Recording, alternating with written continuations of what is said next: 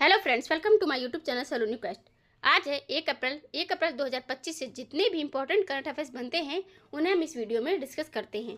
तो चलिए स्टार्ट करते हैं। हमारा पहला क्वेश्चन है, who has won the 2025 Abel prize in mathematics. गणित में 2025 का एबल पुरस्कार किसने जीता है। गणित की बात हो रही है। गणित में एबल पुरस्कार दिया जाता है। गणित का सबसे सर्वोच्च अगर सम्मान की बात की जाए तो ये एबल पुरस्कार है।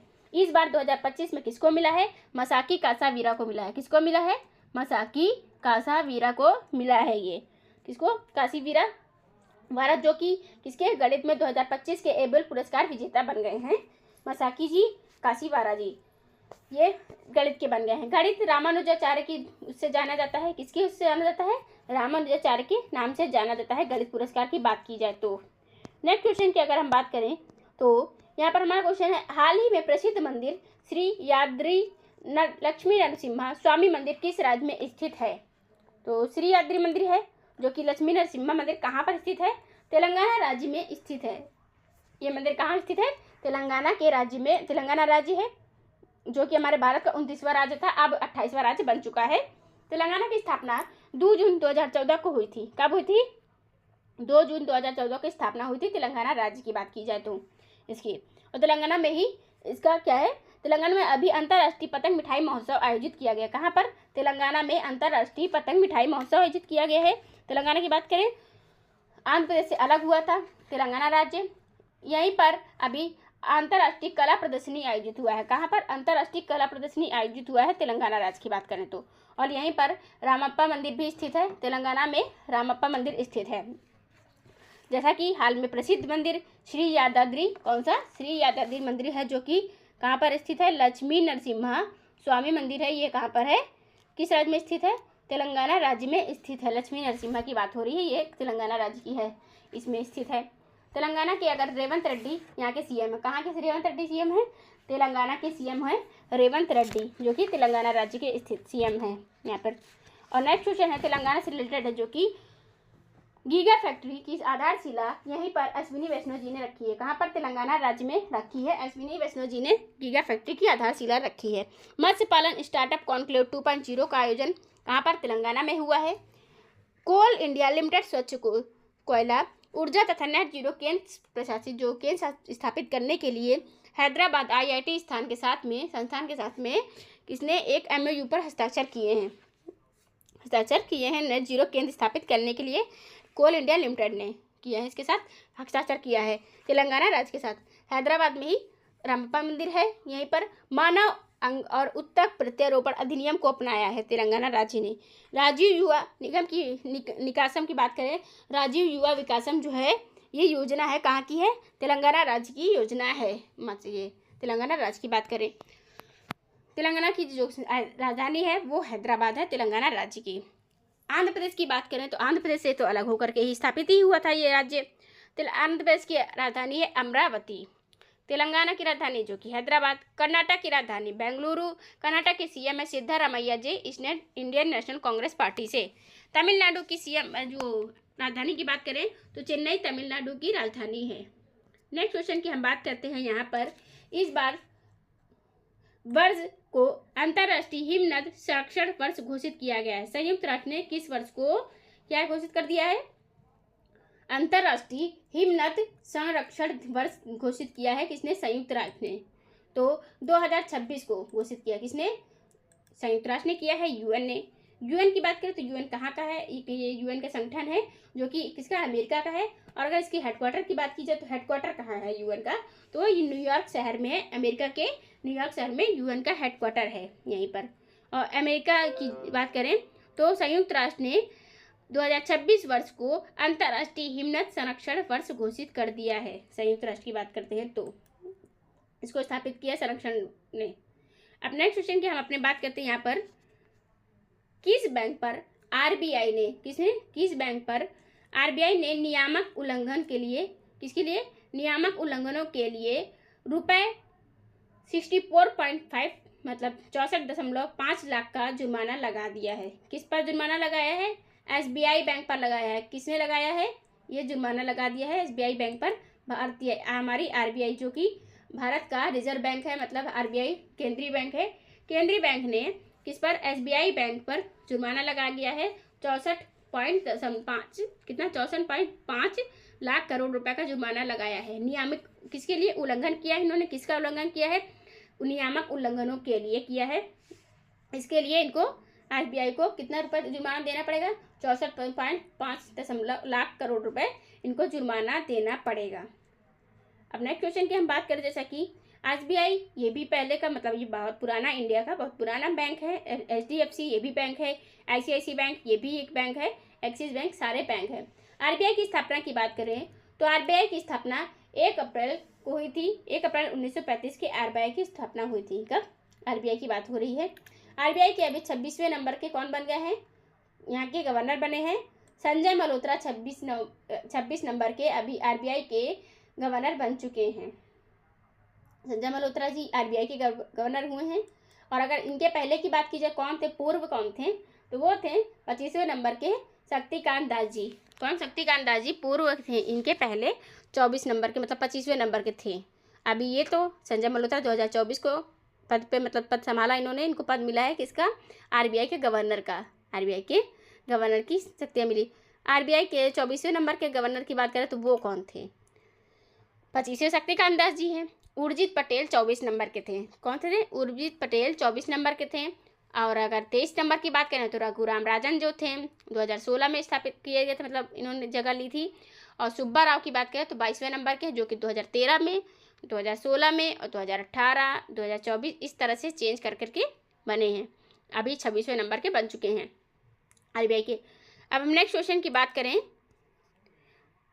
हाल में किस भारतीय क्रिकेटर को बूस्ट का ब्रांड एम्बेसडर नियुक्त किया गया है। तो भारतीय क्रिकेटर हैं, इन्हें बूस्ट का ब्रांड एम्बेसडर नियुक्त किया गया है। तो शुभमन गिल को किसका, बूस्ट का ब्रांड एम्बेसडर नियुक्त किया गया है। शुभमन गिल की बात हो रही है। और यहाँ पर बात करें रविंद्र जडेजा किसके, कैलटेक्स के ब्रांड एम्बेसडर बन गए हैं। किसके, कैलटेक्स है, इसके रविंद्र जडेजा जो हैं वो बन गए हैं ब्रांड एम्बेसडर। हैदराबाद 21 मई में कैलटेक्स लुब्रिकेंट्स के मंगलवार को ऑलराउंडर भारतीय क्रिकेटर जो कि रविंद्र जडेजा हैं, इनको ब्रांड एम्बेसडर नियुक्त करने की घोषणा की थी। किसने, ये जो कौन है, 2024 की बात करें तो रविंद्र जडेजा थे। अभी बूस्ट इंडिया ब्रांड एम्बेसडर कौन बन गए हैं, तो ये बन गए हैं हमारे कौन, यहाँ पर हमारे शुभमन गिल जी जो है वो भारतीय क्रिकेटर हैं। बूस्ट का ब्रांड एम्बेसडर नियुक्त किया गया है इनको। विराट कोहली ये भी क्रिकेटर हैं, शुभमन गिल, ऋषभ पंत, ये सब सारे के सारे क्रिकेटर हैं भारत के बूस्ट ब्रांड एम्बेसडर के। अब नेक्स्ट क्वेश्चन की हम बात करें, हाल में किस अंतरिक्ष एजेंसी ने X-59 सुपरसोनिक विमान का सफल परीक्षण किया है। तो नासा स्पेस एजेंसी है, जो कि अमेरिका की स्पेस एजेंसी है।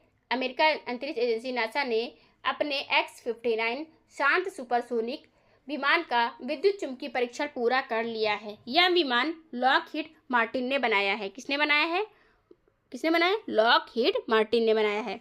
विमान की अगर बात करें तो ये कितने किलोमीटर प्रति घंटा की रफ्तार इसकी गति है, 1489 किलोमीटर प्रति घंटा इसकी रफ्तार है। इंजन विमान के ऊपर लगा हुआ है, इसमें पतली नाक इसकी लंबाई का लगभग 1/3 हिस्सा है। इसके आगे की कोई खिड़की नहीं है किसमें, इस विमान में। नासा कहाँ की स्पेस एजेंसी है, अमेरिका की है, अमेरिका की स्पेस एजेंसी। और 1958 की इसकी स्थापना हुई थी। किसकी, नासा की स्थापना 1958 में हुई थी। अमेरिका भर के कई चयनित शहरों के ऊपर से विमान उड़ाएगा ये। नासा कौन है, नासा। विमान उड़ान भरने के लिए तैयार होने के बाद कई परीक्षणों से गुजरेगा। प्रदर्शन जो होगा 2027 तक होने वाले हैं इसके प्रदर्शन। किसके, ये प्रदर्शन। नेक्स्ट अगर हमारे भारत की बात करें, भारत की स्पेस एजेंसी का नाम क्या है, इसरो भारत की स्पेस एजेंसी का नाम है। इंडियन स्पेस रिसर्च ऑर्गेनाइजेशन इसका फुल फॉर्म है हमारे भारत का। इसकी स्थापना की बात करें तो 1969 को की गई थी स्थापना। 1969 को किसकी स्थापना की गई थी, हमारे भारत की स्पेस एजेंसी की, इसरो की। हेडक्वार्टर कहाँ पर है, बेंगलुरु में, कर्नाटक हमारा राज्य है एक, उसमें हेडक्वार्टर है। बेंगलुरु कर्नाटक की राजधानी है, यहीं पर इसका हेडक्वार्टर है बेंगलुरु में। 15 अगस्त को स्थापना की गई थी, 1969 को स्थापना हुई थी इसरो की। चंद्रयान 3 हमारे इसरो ने स्पेस पे लॉन्च किया था। कब, 2023 में। 2027-28 की बात हो रही है तो 2027 में चंद्रयान 4 लॉन्च करेगा और 2028 में चंद्रयान 5 लॉन्च करेगा हमारे भारत की space agency ISRO. Space x कहाँ की है? ये भी अमेरिका की स्पेस एजेंसी है, ये प्राइवेट में आती है। रॉसकॉस्मोस ये कहाँ की है? ये है इसकी रूस की स्पेस एजेंसी है ये रॉसकॉस्मोस। रूस की राजधानी की बात करें तो क्या है रूस की राजधानी? रूस की राजधानी है मॉस्को। मॉस्को रूस की राजधानी है और यहाँ के व्लादिमीर पुतिन यहाँ के प्रेसिडेंट हैं। नासा की बात करें तो नासा अमेरिका की है। अमेरिका के 47वें नंबर के अभी राष्ट्रपति बन गए हैं डोनाल्ड ट्रंप।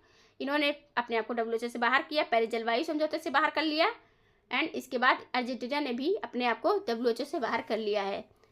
किसने? अमेरिका की तरह देखते हुए अर्जेंटीना ने भी अपने आप को बाहर कर लिया है। अमेरिका ने 2 अप्रैल 2025 तक किसको राहत दी है? मेक्सिको को राहत दी है टैरिफ में। उसके बाद हुते अपनी तरफ से टैरिफ लगाएगा। नेक्स्ट क्वेश्चन की अगर हम बात करें यहाँ पर ब्रिक्स गेम्स 2025 की मेजबानी कौन सा देश करेगा? तो 2025 में ब्रिक्स की मेजबानी कौन सा देश कर रहा है? इस बार रूस में मेजबानी होगी। किसकी? ब्रिक्स गेम 2025 की मेजबानी करेगा रूस देश। कौन करेगा? रूस 2025 की मेजबानी करेगा ब्रिक्स। ये रूस की बात हो रही है। ब्रिक्स शिखर सम्मेलन 2025 की मेजबानी, यह सम्मेलन 6-7 जुलाई से 2025 को कहाँ पर होगा? यहीं पर होगा। नेक्स्ट 2025 की बात करें तो कहाँ पर हुई? ये 2024 की बात हो रही है। 2024 का जो है रूस में हुई थी, लेकिन अगर 2025 की बात करें तो 2025 में ब्राज़ील में होगा। कहाँ पर? 2024 में मेजबानी हुई थी ब्रिक्स की रूस में, कजान में। कहाँ पर? रूस के कजान में हुई थी। ब्रिक्स की बात हो रही है तो यहाँ पर हुई थी और इसके सम्मेलन का भारत का प्रतिनिधित्व प्रधानमंत्री नरेंद्र मोदी ने जी किया था। और ब्रिक्स का कोई स्थायी मुख्यालय नहीं है, ब्रिक्स की बात करें। और इस बार 2025 में ब्राज़ील कर रहा है, ये ब्राज़ील कर रहा है। रियो डी जेनेरियो में आयोजित होगा। इस सम्मेलन में वैश्विक शासन सुधार और ग्लोबल साउथ देशों के बीच में सहयोग पर ध्यान दिया जाएगा। ब्रिक्स की स्थापना की अगर बात करें तो साल 2009 में हुई थी। कब हुई थी? 2009 में ब्राज़ील, रूस, भारत और चीन ने की थी। किसने की थी? 4 देश हैं। किसने? ब्राज़ील हो गया, ब्रिक्स, ब्रा बी रूस, आर आई से इंडिया और सी से कौन? चीन। ब्रिक पहले था ब्रिक, अब ऐसे बन गया साउथ अफ्रीका। जैसा कि पिछले साल इसमें ईरान, मिस्र, इथोपिया और संयुक्त अरब अमीरात को भी शामिल किया गया था। ब्रिक्स की अगर बात करते हैं तो नेक्स्ट क्वेश्चन की हम अगर बात करें, यहाँ पर हमारा क्वेश्चन है नेक्स्ट, दूध का पीएच मान कितना होता है? दूध का पीएच मान कितना होता है? तो 6.5 से लेकर के 6.7 तक की जो ताजे गाय के दूध का पीएच मान होता है वो यही होता है। किसकी बात हो रही? ताजे गाय के दूध की बात हो रही है। तो इसका पीएच मान अगर बात करें तो 6.5 से लेकर के 6.7 के बीच में होता है। वहीं अगर भैंस के दूध की बात की जाए तो 6.7 के लेकर के 6.9 के बीच में होता है। दूध के पीएच मान की बात होती है तो दूध के जो स्रोत होते हैं, प्रोसेसिंग होती है, वो दूध में मौजूद बैक्टीरिया पर निर्भर करती है। दूध खट्टा होने पर इसका पीएच मान कम हो जाता है। क्या है? पीएच मान जो होता है वो कम हो जाता है दूध खट्टा होने पर। वाष्पित या गाढ़ा दूध होता है सामान्य दूध की तुलना में थोड़ा ज़्यादा अम्लीय होता है। अगर गाय की बात करें तो दूध का पीएच मान ज़्यादा होता है। किसका? गाय के दूध का। और दूध में मौजूद बैक्टीरिया चीनी लैक्टोज को लैक्टिक अम्ल में बदल देते हैं, जिससे दूध का पीएच कम हो जाता है। दही बनने पर दूध का पीएच मान 6 से कम हो जाता है। कितना? 6 से कम हो जाता है पीएच मान। पीएच का मतलब होता है हाइड्रोजन की शक्ति। पीएच का संख्यात्मक मान की बात करें तो हाइड्रोजन आयन जो होते हैं उनकी H+ मतलब बढ़ना, इंक्रीमेंट करना H+ की मोलर सांद्रता से तय होता है। H+ आयनों की जाता जो होती है, ज़्यादा सांद्रता है, वो अम्लीय प्रकृति की होती है। मतलब 7 में अगर कोई चीज़ है तो 7 पीएच मान है तो वो उदासीन है। अगर 7 से कम है तो वो अम्लीय है, 7 से ज़्यादा है तो वो क्षारीय हो जाता है। ये नेक्स्ट क्वेश्चन की हम अपने बात करते हैं। यहाँ पर हाल में कहाँ 3 दिवसीय निजी क्षेत्र सहयोग मंच 2025 का आयोजन किया गया है? मुंबई की बात हो रही है। मुंबई किसकी राजधानी है? भारत की इकोनॉमिक कैपिटल भी है और महाराष्ट्र की मुंबई और नागपुर दोनों ही राजधानी हैं महाराष्ट्र राज्य की। महाराष्ट्र में पहला AI विश्वविद्यालय घोषित किया, मतलब क्या है, स्थापित किया गया है। महाराष्ट्र राज्य की बात करें, पहला AI यहाँ पर 2025 में मुंबई के लाइफ टाइम अचीवमेंट अवार्ड से किसको सम्मानित किया गया है? यहाँ पर भारत के जो क्रिकेटर ऑफ गॉड के नाम से जाने जाते हैं सचिन तेंदुलकर जी को, इन्हें BCCI का लाइफ टाइम अचीवमेंट अवार्ड से सम्मानित किया गया है। ये भारत रत्न विजेता हैं, 2014 के एकमात्र खिलाड़ी हैं। अर्जुन पुरस्कार विजेता हैं, पद्म विभूषण विजेता हैं, पद्म श्री के विजेता हैं। Billie Jean King cup Asia Oceania group 1 tennis tournament की मेजबानी पूना कर रहा है। छत्रपति शिवाजी महाराज जी के समर्पित पहले मंदिर का उद्घाटन भिवंडी में होगा। ब्रिक्स शिखर सम्मेलन की मेजबानी मुंबई करेगा। 9वीं एशिया आर्थिक वार्ता का आयोजन पुणे में होगा। कहाँ पर? महाराष्ट्र के पुणे में। नासिक के एक गोदावरी नदी के किनारे स्थित एक शहर है जो कि चर्चित स्थल है। कहाँ का? यहाँ महाराष्ट्र का। महाराष्ट्र की राजधानी की बात करें जो कि मुंबई है। महाराष्ट्र अपने जो सीमा है कितने राज्यों से साझा करता है? 6 राज्यों से साझा करता है। गुजरात, मध्य प्रदेश, छत्तीसगढ़, तेलंगाना, कर्नाटक और किसे गोवा से अपनी सीमा साझा करता है। यहाँ पे झीलों की बात करें तो लोनार झील है जिसे पिंक लेक के नाम से जाना जाता है। उपवन झील है, शिवसागर झील है, बिहार झील है, वेन्ना झील है। यहीं पर ताड़ोबा राष्ट्रीय उद्यान, चंदोली राष्ट्रीय उद्यान महाराष्ट्र में स्थित है। भीमा शंकर वन्यजीव अभ्यारण्य भी यहीं पर स्थित है। देवेंद्र फडणवीस बीजेपी पार्टी से सीएम हैं। सीपी राधाकृष्णन जी यहाँ के गवर्नर हैं। जिले 36, विधानसभा में 288 सीटें, लोकसभा में 48 और राज्यसभा में 19 सीटें हैं। अगर बेंगलुरु की बात की जाए तो कर्नाटक की राजधानी है बेंगलुरु। किसकी राजधानी है? कर्नाटक की राजधानी बेंगलुरु है। यहीं पर क्या हुआ? इस बार 10वां अंतर्राष्ट्रीय महिला सम्मेलन आयोजित किया गया है। कहाँ पर? कर्नाटक की बेंगलुरु में। पट्टुकल नृत्य उत्सव यहीं मनाया जाता है। यक्षगान जो यहीं पर मनाया जाता है। कहाँ पर? कर्नाटक राज्य में मनाया जाता है। यक्षगान की बात करें तो कर्नाटक में 10वां अंतर्राष्ट्रीय महिला सम्मेलन हुआ। राज्य को आधिकारिक तौर पर नक्सल मुक्त घोषित कर दिया गया है। कर्नाटक की बात कर रहे हैं। कर्नाटक बैंक ने भारतीय बैंक संघ से 6 पुरस्कार जीते हैं। हक्की पिक्की जनजाति इसी राज्य में पाई जाती है। सीएम मंत्रियों और विधायकों को वेतन में 100% बढ़ोतरी को मंजूरी मिली है। भारत का पहला कृत्रिम बुद्धिमत्ता संचालित राष्ट्रीय डिजिटल विश्वविद्यालय बेंगलुरु में स्थापित किया जाएगा। कहाँ पर? कर्नाटक की राजधानी बेंगलुरु में। यहाँ के जो सीएम की बात करें ये हैं यहाँ के कौन है? सिद्धारमैया कर्नाटक के कौन है? सीएम है। कर्नाटक की बात हो रही, कर्नाटक के सीएम सिद्धारमैया हैं। सिद्धारमैया कर्नाटक के हैं। इनकी बात करते हैं। अब कर्नाटक में ही 72 फीट की हनुमान जी की मूर्ति स्थापित की जाती है। किसमें? कर्नाटक में हनुमान जी की मूर्ति स्थापित की जाती है, की गई है, मतलब 72 फीट की हनुमान जी की स्थापित की गई है। नेक्स्ट क्वेश्चन की बात करें, हाल ही में भारतीय पुरातत्व सर्वेक्षण को किस राज्य में पुरातत्व उल्लेखन में बड़ी संख्या में पत्थर के ढांचे मिले हैं? केरल राज्य की बात हो रही है। यहाँ पर उल्लेखन में कितने ढांचे मिले? किस राज्य में पुरातात्विक उल्लेखन में बड़ी संख्या में पत्थर के ढांचे मिल गए हैं? कहाँ पर? केरल राज्य की राजधानी की बात करें तो पिनरई विजयन यहाँ के सीएम हैं। राजधानी तिरुवनंतपुरम है केरल की। राजधानी तिरुवनंतपुरम केरल की राजधानी है। यहीं पर साइलेंट वैली नेशनल पार्क है। कहाँ पर? केरल में साइलेंट वैली नेशनल पार्क है। केरल की बात करें, वेम्पनाडु कायल झील है, इडुक्की वन्यजीव अभ्यारण्य है, पेरियार वन्यजीव अभ्यारण्य है, पलक्कड़ गैप है, थामारासेरी है, कथकली है, मोहिनीअट्टम है, कालियट्टम है। जिले 14 हैं। विधानसभा में 140 सीटें हैं, लोकसभा में 20 हैं, राज्यसभा में 9 सीटें हैं। केरल 2 राज्यों से अपनी सीमा साझा करता है, कर्नाटक और आंध्र प्रदेश से, कर्नाटक और तमिलनाडु से। राजेंद्र विश्वनाथ आर्लेकर यहाँ के गवर्नर हैं। ये गवर्नर हैं यहाँ के। नेक्स्ट क्वेश्चन की हम बात करें अपने, मिजोरम ये पूर्वी राज्य है। केरल जो कि कहाँ का? साउथ का राज्य है, साउथ में है। कर्नाटक भी साउथ में है। मध्य प्रदेश की राजधानी की बात करें तो भोपाल है। मध्य प्रदेश के सीएम की बात करें तो मोहन यादव बीजेपी पार्टी से।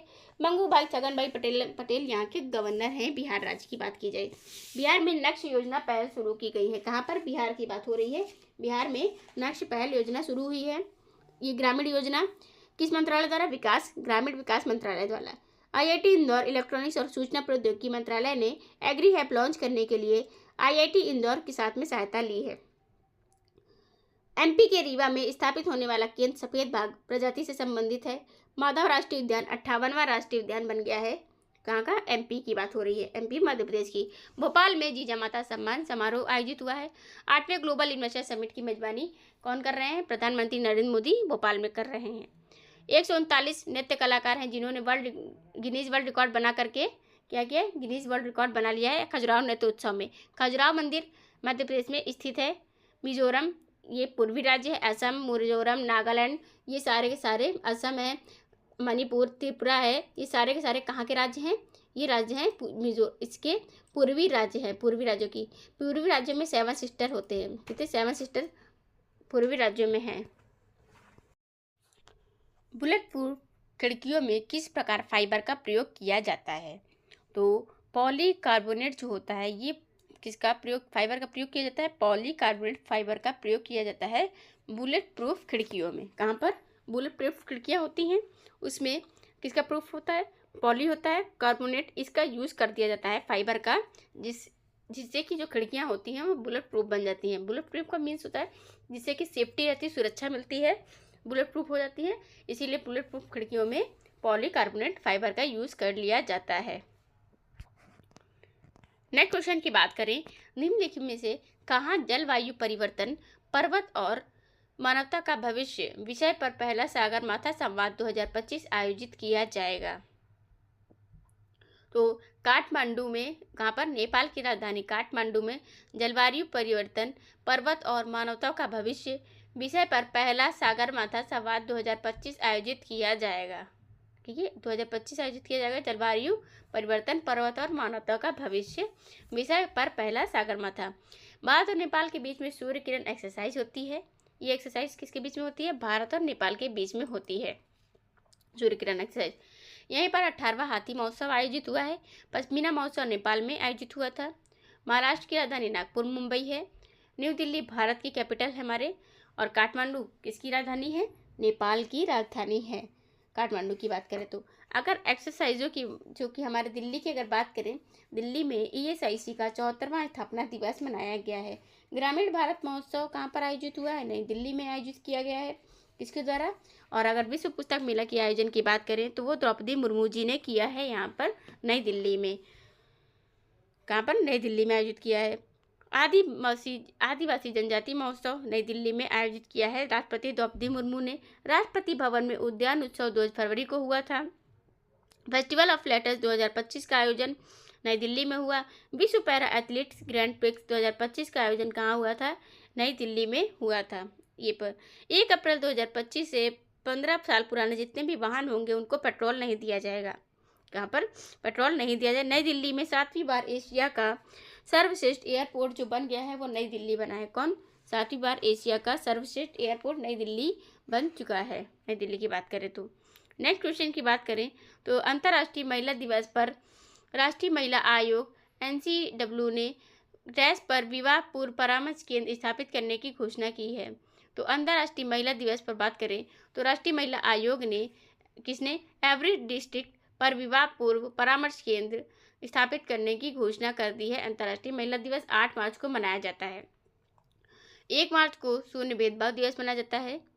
3 मार्च को, अगर 14 मार्च की बात इसकी बात करें 14 मार्च को तो विश्व पाइप दिवस मनाया जाता है। 15 मार्च को विश्व उपभोक्ता अधिकार दिवस मनाया जाता है। 24 मार्च को विश्व टीबी दिवस मतलब क्षय रोग दिवस मनाया जाता है। इसको 24 मार्च की बात हो रही। 22 मार्च को विश्व जल दिवस मनाया जाता है।